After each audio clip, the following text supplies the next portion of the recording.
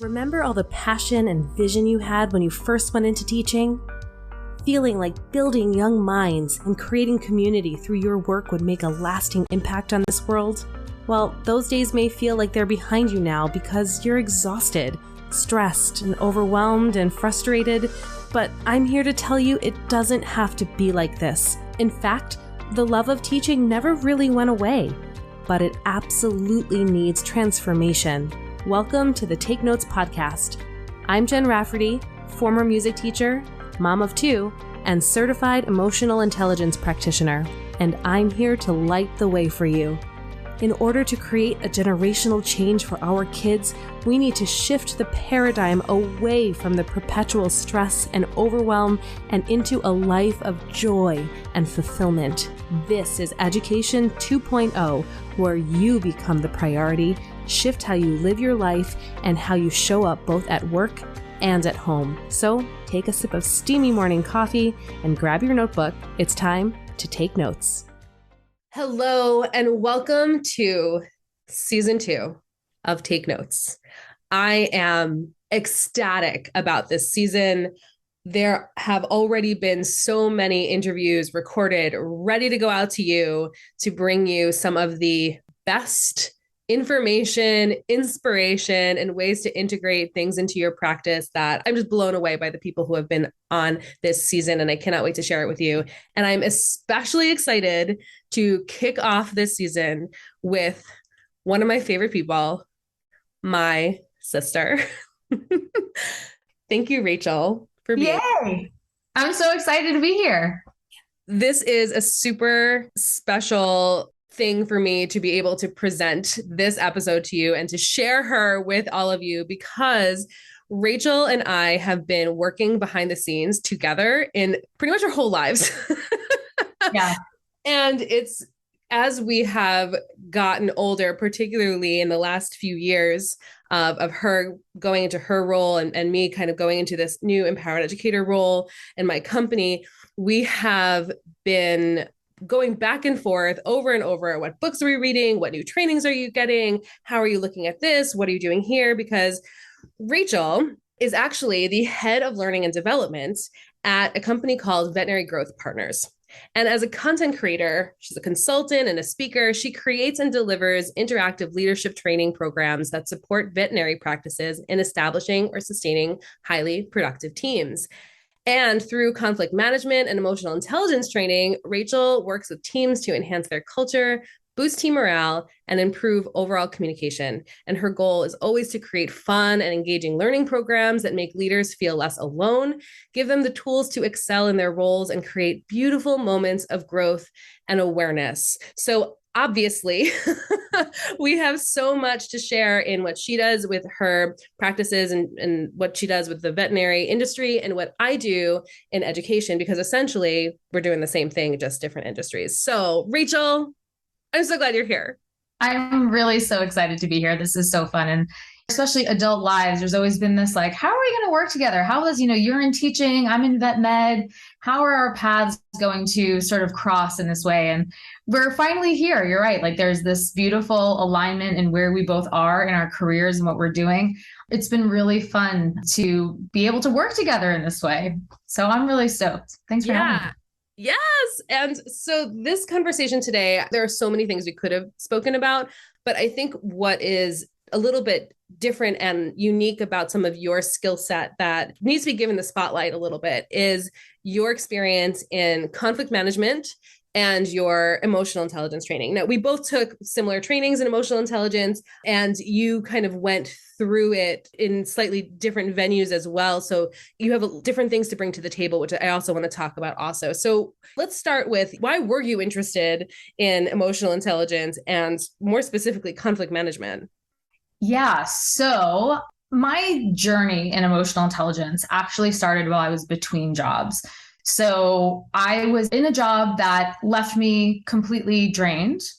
It was altogether too much. I found that when I was working in this role, I didn't have a voice. I became very submissive. I didn't advocate for myself. And I really put myself in a tough spot physically, mentally. As you know, in that role is when I was diagnosed with lupus, and I had a lot of shame around it. And unfortunately, all the stress of my job created immense illness inside of me. And it just got to a breaking point, like most of us have, when you're just like, I just can't do this anymore. Like, am I literally going to let this job kill me? And it really took 2 trips to the hospital before I actually was willing to almost admit defeat. And that was really hard for me. And so my emotional intelligence journey started when I left that job and the toxicity that it caused my life. And essentially, I went on this healing journey. And a part of that, I called it my woman of leisure time when I was in between that job and my next job. And I really had to find myself. And one of our good friends and life coach, Tracy Litt, she actually at the time had recommended a Brene Brown book to me. She recommended, oh my gosh, Daring Greatly. Daring Greatly. Yes. I remember because that was my first introduction to Brene Brown too. Yes. So it was Daring Greatly. And the only reason I hesitate on the name is because she has so many and I read them all. So it's like, which one was I start? But Daring Greatly was that point. It was my aha moment. It was the click that I really needed to start rethinking who I am. And I happened to then go work for a company that was already doing emotional intelligence training in the industry. And it was just such a beautiful fit of me coming into this new role with this new version of myself that I had to recreate and figure out who I am and how it was that I got to a point where I let my values go and I lost myself. And then coming into a company that so deeply values this work to the point that we're actually teaching this to hundreds and hundreds of people that need this work as well. And so it was just really, it really sort of felt like kismet that I found this company that was equally as invested and just saw the value of this work for our industry as much as I saw it for myself. So that's the origin story. Yeah, I'm so glad you said that because I refer to the origin story a lot. It's important that we connect with that origin story because it provides an incredible amount of inspiration and grounding of like, oh, right, this is why I've made these decisions. So I want to just go back for a second because you said a couple of things I want to hit on. When you were diagnosed with lupus, when you were in the hospital, those few times, it was scary for everyone around who was close to you. And one of the things you used to describe it just then was you kind of had to admit defeat. And I'm curious, looking back on it, do you still see it that way as defeat? No. And I'm glad you asked that. So yes, to clarify, in the moment, and I remember crying about this, sobbing about this, that was a moment of awareness for me too, that I realized how deeply I felt about being a quitter and how this job was beating me and how me choosing myself, like literally, that's how I saw it in those moments. That's sort of where I was personally. Like I was somebody, and I still feel like I'm somebody who can do anything. I know that I can. I have a ridiculous amount of confidence in myself and my abilities to get things done and to do it. And it was like, I finally found something that I just had to say, I can't. And, it's one of those things that, yeah, in those moments, I really did truly feel that. It was hard for me to give up because I wanted so badly to really, I guess, myself. I don't think anyone else was sitting on the sidelines being like, you better do this, I think everyone was telling you to do the opposite. Yeah. And so it was really an interesting insight into myself because before that moment, I don't know that I ever would have thought of myself as somebody who felt any sort of way about quitting, right? And what the word quitting means. And I found in that moment that I guess I did have some sort of identity crisis around being someone or thinking that doing this thing meant something. And it really just didn't, right? All it meant was that I was putting myself first. And it took me far too long to get to that choice. I let myself and my health get way too far away from me. In hindsight, I should have done it a lot sooner. And yes, I should have listened to all the people in my life who were like, Rachel, just stop. You don't have to do this, right? I just had a lot of pressure on myself and that real strong desire to succeed.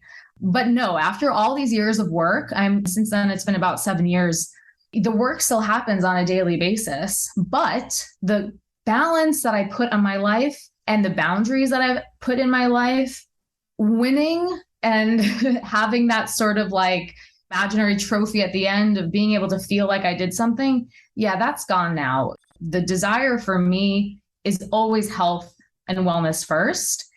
as much as sometimes I make bad choices or the wrong choice, I still know deep down that that is my true priority. And so when I'm faced up against something now, that it's like, do I have to admit defeat, so to speak, right? And basically just either choose not to do something, ask for more help, whatever it is, or risk my health? Oh, my health is always coming first. That has been such a complete paradigm shift for me, being that person in bed who was not crying about her health, but crying about not being able to complete this task, which kind of speaks to my massive checklist person. Right? Yeah. I had to check the box on this job and be like, no, check, I did it. I love a good checklist. But I think that switch from this idea, first of all, of what success is, what it means to be successful, and understanding that if you're quitting something because you're choosing yourself, you're actually winning. That's huge, and really the underlying message of Empowered Educator, we go through all the tenets and they kind of break down as to how we get there, but it's always about putting yourself first, because that's how you feel empowered to make choices in your life that align with who you are. And I want to speak to something else that you said before we move on to kind of the nitty gritty in it, is that we do make stupid choices. We do make every day, all the time, and the thing is, and this is a big part of it, is that self-forgiveness piece, because you as beautiful Rachel, who is on this new path, wouldn't be here right now if you didn't make those choices in your path. Yeah. I saw the real depths of the other side of what lupus can do and what that disease can do to your body. And I'm grateful that I didn't have to sit in that for very long. I am sort of having lupus. I always say lupus is almost like a gift now. I mean, I never would have said that 8 years ago, 9 years ago when I was officially diagnosed, but it is a gift because it is harder for me to ignore all the warning signs now. I know where it will put me if I ignore them.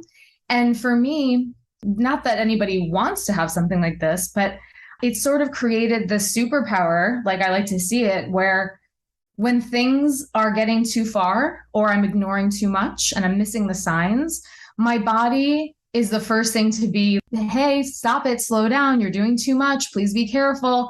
It's unfortunately, it results in discomfort and pain, but it's literally the physical indicator that something is not right. I'm either feeling a feeling I'm not addressing. Usually that's like stress and overwhelm for me, or I'm just actually physically doing too much. And I have this opportunity to recognize those things, those warning signs, and do something about it. And I'm responsible for that. And I can choose to ignore it and face the consequences, or I can cause this moment of pause to reevaluate, think about what's going on. And so for me, these moments of awareness physically come in sort of big gestures. I'm fatigued or my hands hurt or things like that, but everybody gets them in their own way. They're probably more subtle for most people, but it is just this indicator that sometimes we just push these things away, right? Oh, my back hurts today. Oh, I didn't sleep well last night. Oh, I didn't do this. I didn't do that. Something hurts. I don't feel good. I have a headache. All of those things are signs. Those are all signs. Our body is not in this homeostasis kind of place. And these things don't just happen, right? And so, but it's easy for us to be like, oh, my back hurts, but I'm still going to do all the things on my list today because whatever, I'll just take an Advil and pretend it's not happening.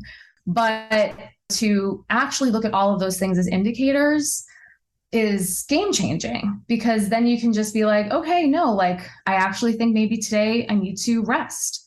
And what's funny about that is, as somebody who clearly had issues with achievement and what that meant to me, rest was something that is rule number one. If you're having like a flare up of any sort of symptoms, rest. And I actually, after many years of dealing with on and off flares of lupus that come in, days or weeks or months or years sometimes, I actually, not that long ago, maybe 2-3 years ago, literally had to Google what rest meant. What did, quote, they mean by rest? Because I didn't think I was doing it right. Because I'm like, does it just mean I do like less? Like, does it mean I have to be bedbound? Like, what do we really mean when we say it? And what I found is that, yeah, it means like sit your ass down and don't do anything, like for as long as that requires. And I literally traveled to San Diego while I was quote resting. I like went on like a full day hike while I was quote resting, like because I'm like, oh, but it's outside. I'm only walking, and we can justify anything. That's sort of the struggles that I faced, but just tuning in and listening to my body is really the best possible answer for me to stay in touch with who I am now and what I want to be. Oh my gosh, I'm so glad you brought that up because I remember that.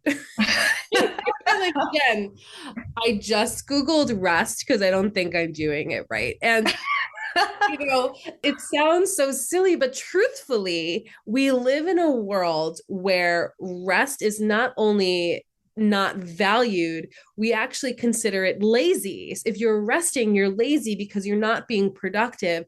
And truly, to live a lifestyle where you put yourself first, you have to look at rest as something that is nourishing to you, just as the food that you eat and the other things that we consume. Rest has to be a big part of it.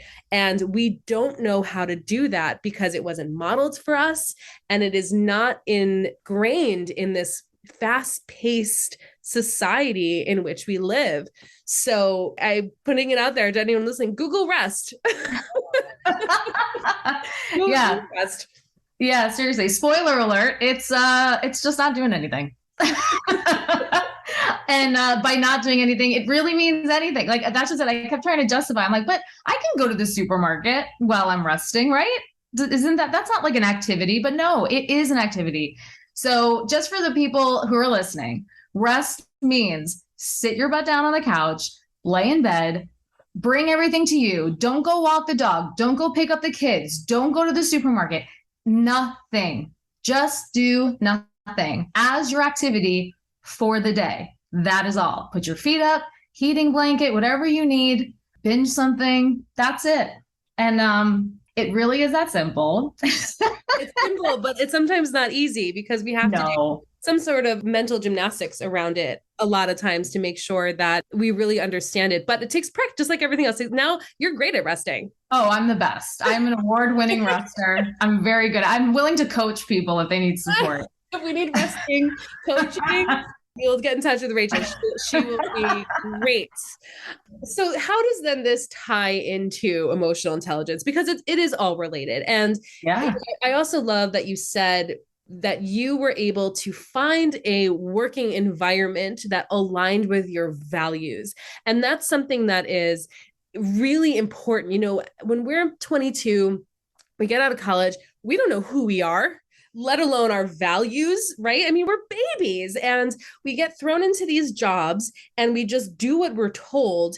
And then our whole being is vulnerable and susceptible to being morphed by whatever cultural values are in the spaces that we go to.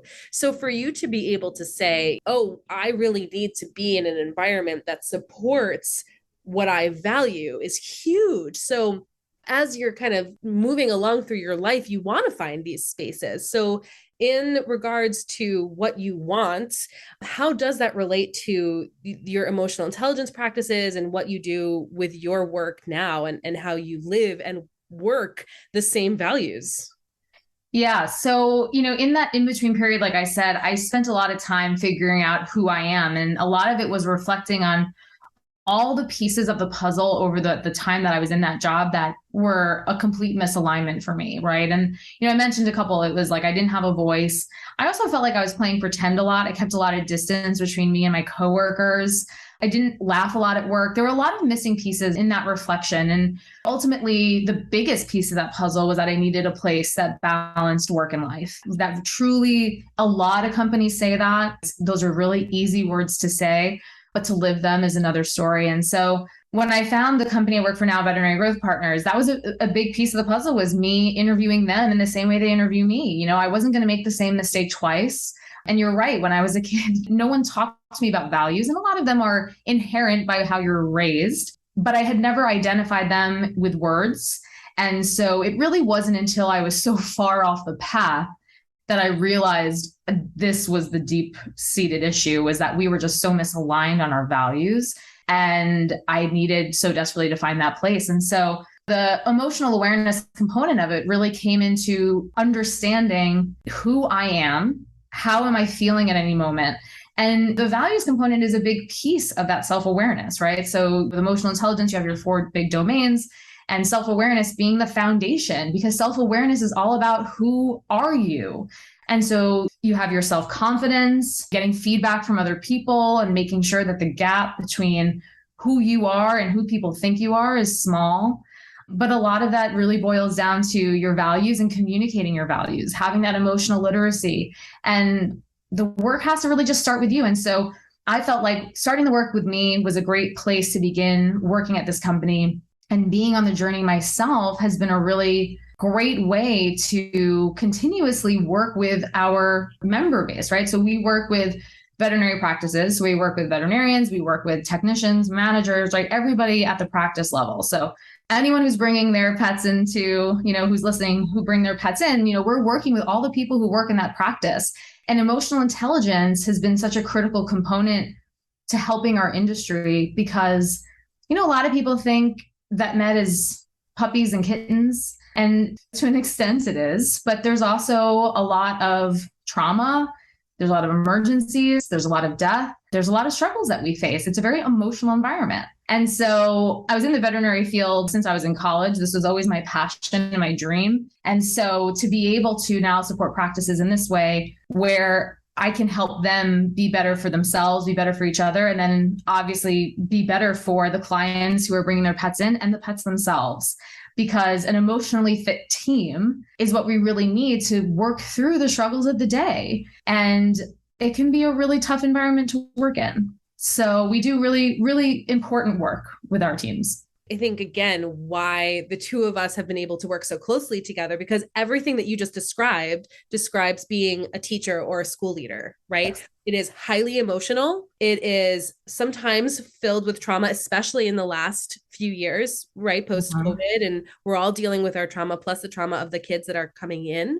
We don't have training for that. And we come into this thinking it's not puppies and kittens, but it's kids and changing the world. We have this beautiful idea where we're bright-eyed and bushy-tailed, and we're so inspired and excited, and it just lights the fire in us that this is what we're supposed to do in this world.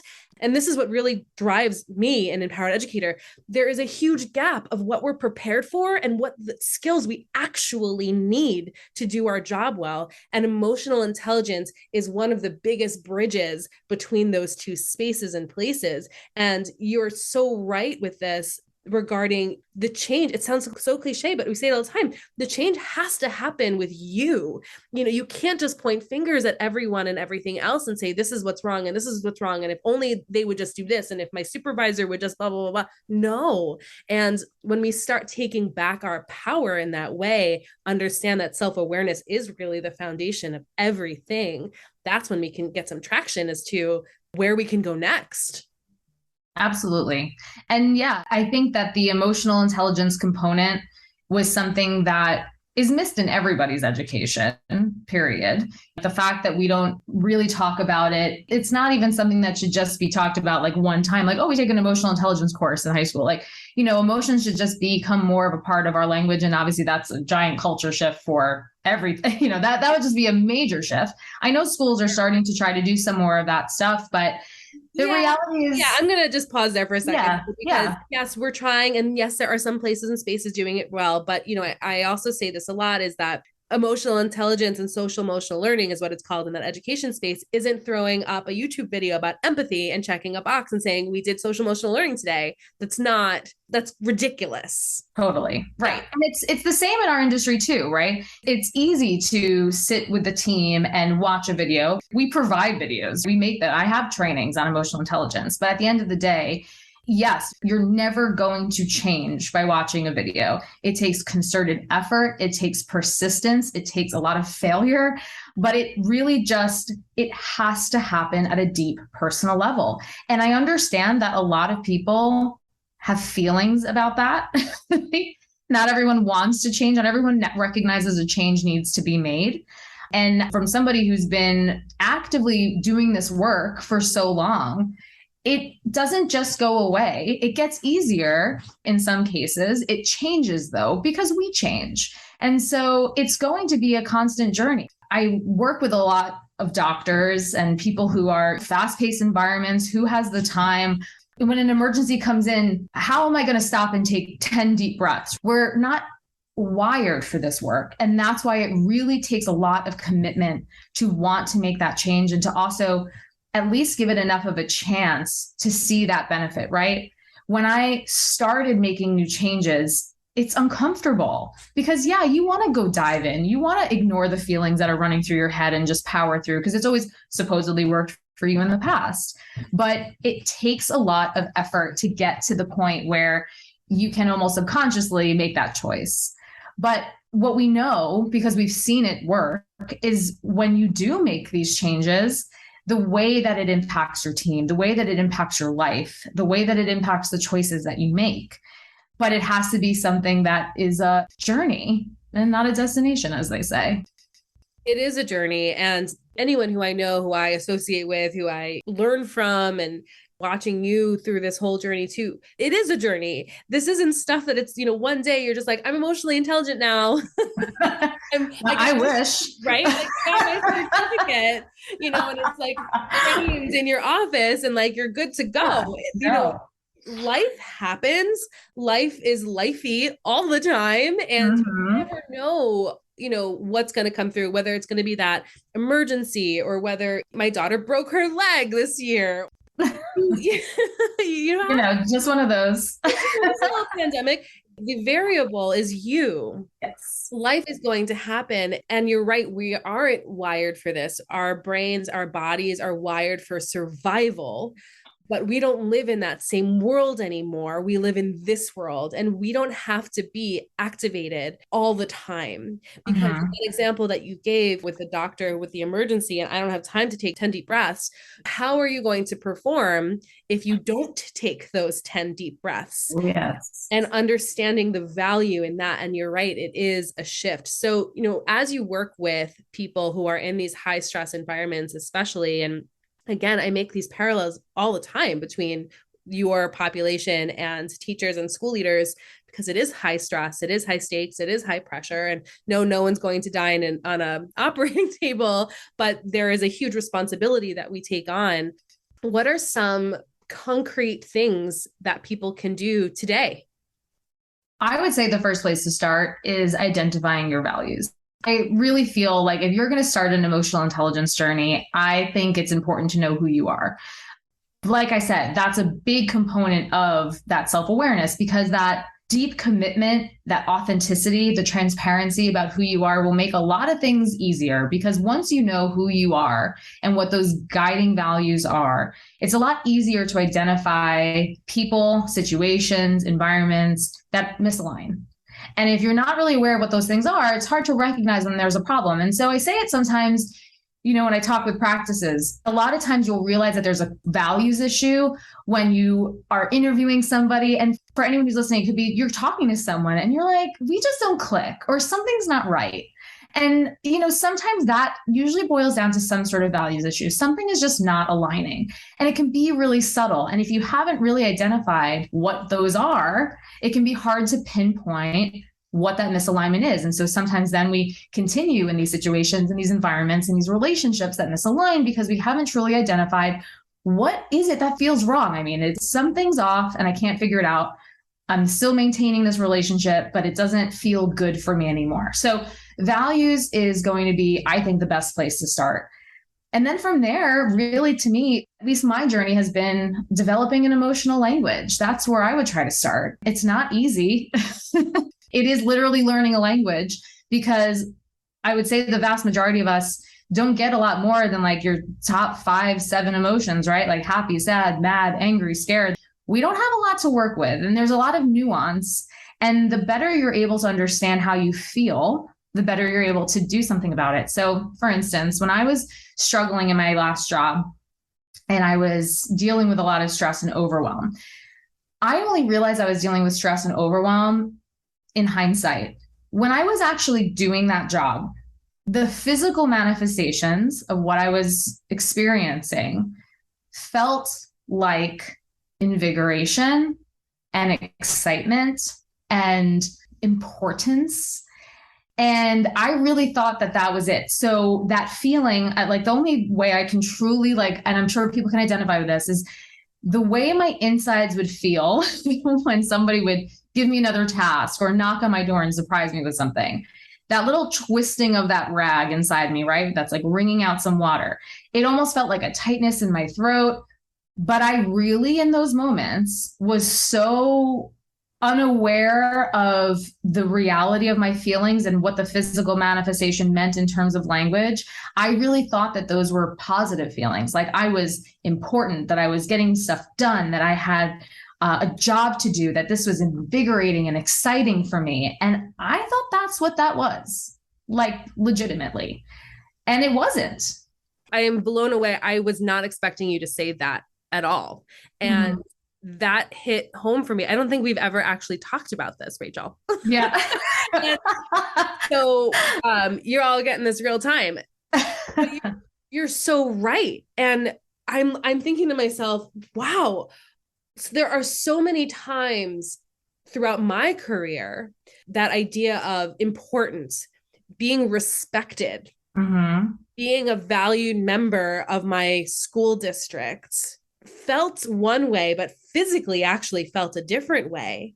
That is fascinating. And it's so on point. I'm going to sit and think about this one for a little while because it is, I think, something that hits home for a lot of people. I ask Tenet 2 Vision, we go through core values. What are your values? And a lot of times when I ask, how do you want to feel? People say things like important, respected, valued, and they're asking for this external validation from other people. But sometimes that creates this internal physical conflict that you're describing that isn't actually with the thing that you want. Exactly. Yeah. And I didn't realize it until I was out of it and doing the work, that I was like, I don't think that feeling important, respected, invigorated, excited should feel physically like this. That's where the disconnect happened. So clearly I'm somebody who feels my emotions very physically. I know that not everybody necessarily has as loud. I'm not saying that you don't have it. It just might be more subtle. But like for me, we don't know to listen. Yeah, exactly. That's what I mean. I've already, and now that's the thing. Like I've been doing it for so long that I'm very tuned in physically. So I can really kind of feel it when it's happening.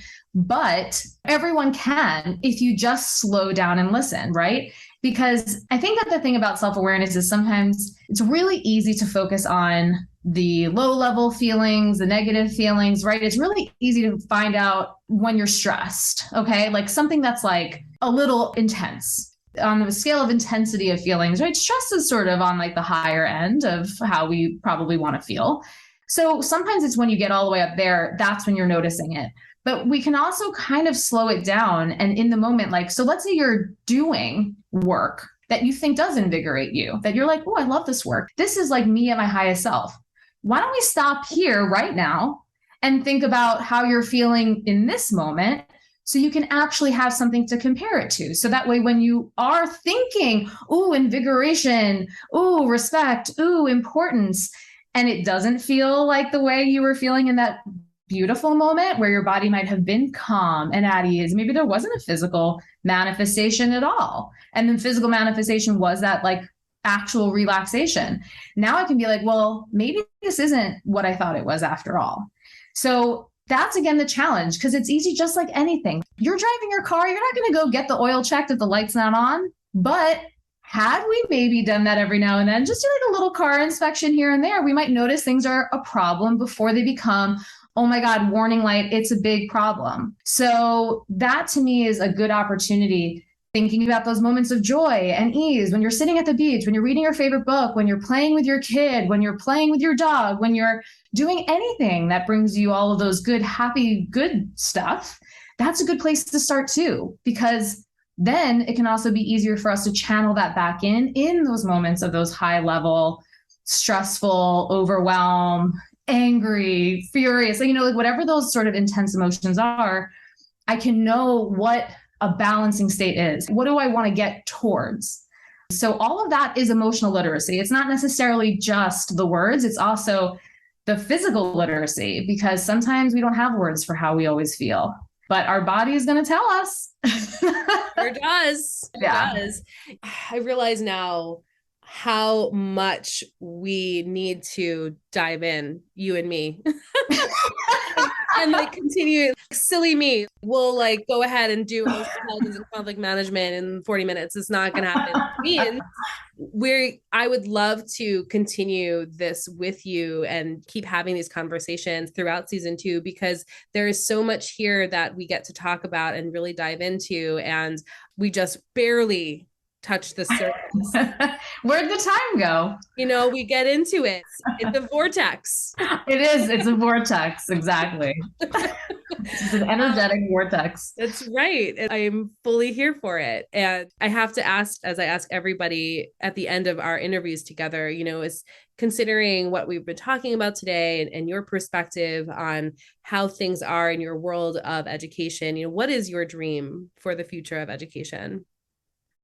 I think my dream for the future of education is that we're all given time and space to explore this part of the human experience. I understand that it isn't where it needs to be now, but I think that maybe it's that culture of that go, go, go, that never stop, that hustle, that sort of the American way that we need to reevaluate. I mean, that's huge. But again, it boils down to education, because it's about recognizing the importance of pausing, of resting, of thinking about how we feel, about even just taking a beat before you respond to somebody. It's recognizing the small moments. And there's so much distraction everywhere, all the time, that it's easy to pretend like everything's fine and ignore all that stuff. But so I think that the learning component of it needs to be about creating a value around the self and the identifying who we are, what we need, how we feel. It's just going to come out one way or another. And it's just, I think, critical for us to be able to understand ourselves. There's always a strive to understand others. Like that's like also like the human kind of experience, that connection with others. But we really can't do that well without connecting with ourselves. So yeah, there's a lot of work to be done. Yeah, more of that. But it gives me hope and again, gets my fire going, because that's the work that I do. That's the work that everybody who is a part of Empowered Educator World is doing. That's all of the people who work with you and your practices. It is about holding up a mirror with love and grace and self-compassion, that Yes. we are on this learning journey our whole lives. And once we learn ourselves more, that's how we can really make the biggest impact in this world. Absolutely. Rachel, I'm so excited that you were here. This makes me so happy. And I really can't wait to do this again. This is so fun. This is the start. So thank you again. And I love you. Love you. Thanks for having me. So if you liked today's episode, please leave a 5-star review and a written review. We appreciate that so much. And I cannot wait to share the rest of season 2 with you of Take Notes. Incredible, right? Together, we can revolutionize the face of education. It's all possible, and it's all here for you right now. Let's keep the conversation going at Empowered Educator Faculty Room on Facebook.